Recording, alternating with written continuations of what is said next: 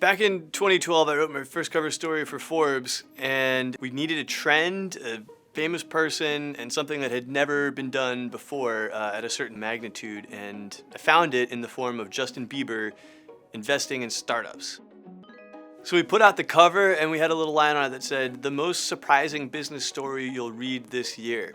And I think at the time, it really was. But today, things are a lot different. Some of the biggest names in entertainment have stakes in some of the most popular startups that have now become multi-billion-dollar companies, from Uber to Airbnb, Spotify, and so on. So writing this story on Justin Bieber really kind of opened my eyes to what became a true trend, where athletes and entertainers now have this path toward creating generational wealth just by leveraging the fame that they create during their prime. So how far back does this trend go? You could argue it dates all the way back to Ty Cobb investing in Coca-Cola or Babe Ruth getting into menswear, but it was never really a trend until about a decade ago. And what I think really kicked off the modern day version of this was 50 Cent. Back in the mid-aughts, he invested in vitamin water. Instead of taking an endorsement check, he took equity. And so 50 Cent really bet on himself. He created his own vitamin water flavor called Formula 50. He started in commercials and really kind of merged his own identity with that of the brand. So when Coca-Cola came along and bought the company for over $4 billion, 50 Cent walked away with about $100 million. And that really opened a lot of people's eyes to this phenomenon. So actually in 2016, when I wrote my next cover story on this, it was about Ashton Kutcher, and he cited that moment with 50 Cent as sort of an eye-opener for him. He racked up stakes in Skype and Foursquare early, and then parlayed it into a partnership with Guy Oseary, the manager of Madonna and U2, and together they built a fund of their own that invested in Uber, Airbnb, Spotify, Pinterest, you name it. And they actually managed to turn about $30 million in investment into $250 million in just over 5 years. I think our earliest challenges were just relative to credibility and value add.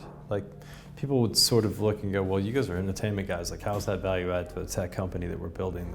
And then we faced the hurdle again when we started making enterprise bets. And I feel like every vertical, there's a function of proving how all the other things that we do actually plug into value on behalf of the company.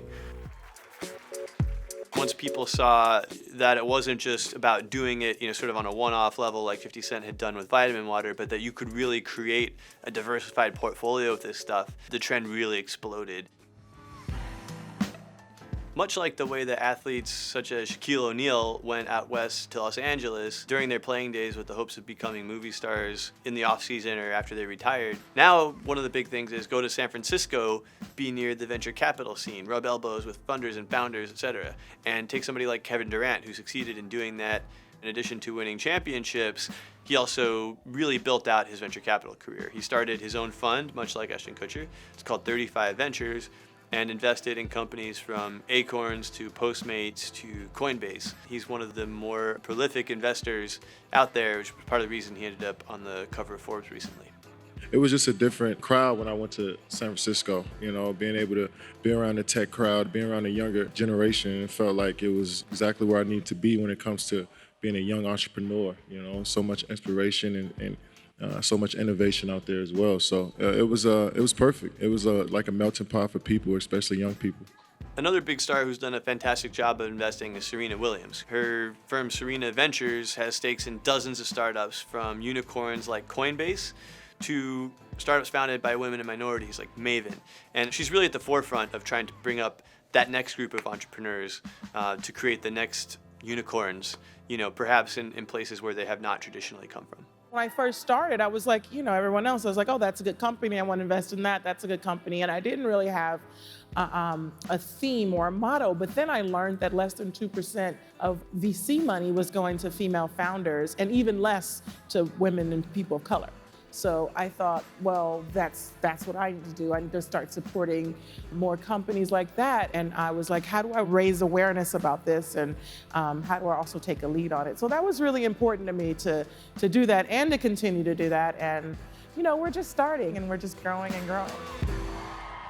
So you may be thinking, why do we care that these people who are already rich and famous are becoming richer, in fact, full-on wealthy, and even more famous. And, it's a fair question, but when you really dig in, this is a group that was treated as essentially wage laborers that were paid in cash, perhaps handsomely, but often died broke. Now they're finding a way to have secure futures and to flourish like the people who were flourishing off of their content in the past. I think even more importantly, for the next generation looking up, they're able to see people who look like them, who came from places like the places they came from, in these roles as investors, as entrepreneurs. And it really opens up a whole array of different careers that kids out there can aspire to.